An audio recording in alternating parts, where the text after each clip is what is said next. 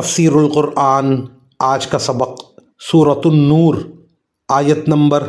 39 سے 40 تک۔ اعوذ باللہ من الشیطان الرجیم،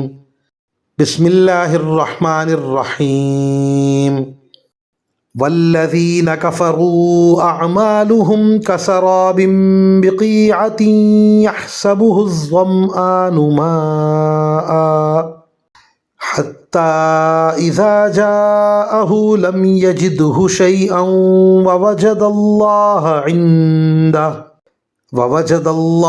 عندہ فوفاہ حسابہ واللہ سریع الحساب۔ او کظلمات فی بحر لجی یغشاہ موج من فوقہ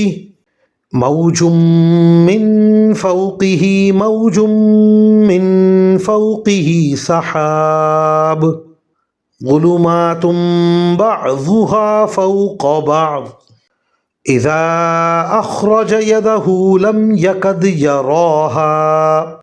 ومن لم یجعل اللہ لہ نورا فما لہ من نور۔ ترجمہ: اور دوسری طرف جن لوگوں نے کفر اپنا لیا ہے ان کے اعمال کی مثال ایسی ہے جیسے ایک چٹیل صحرا میں ایک سراب ہو جسے پیاسا آدمی پانی سمجھ بیٹھتا ہے، یہاں تک کہ جب اس کے پاس پہنچتا ہے تو معلوم ہوتا ہے کہ وہ کچھ بھی نہیں تھا اور اس کے پاس اللہ کو پاتا ہے، چنانچہ اللہ اس کا پورا حساب چکا دیتا ہے اور اللہ بہت جلدی حساب لے لیتا ہے۔ یا پھر ان اعمال کی مثال ایسی ہے جیسے کسی گہرے سمندر میں پھیلے ہوئے اندھیرے کہ سمندر کو ایک موج نے ڈھانپ رکھا ہو جس کے اوپر ایک اور موج ہو اور اس کے اوپر بادل، غرض اوپر تلے اندھیرے ہی اندھیرے۔ اگر کوئی اپنا ہاتھ باہر نکالے تو اسے بھی نہ دیکھ پائے، اور جس شخص کو اللہ ہی نور عطا نہ کرے اس کے نصیب میں کوئی نور نہیں۔ ریگستان میں جو ریت چمکتا نظر آتا ہے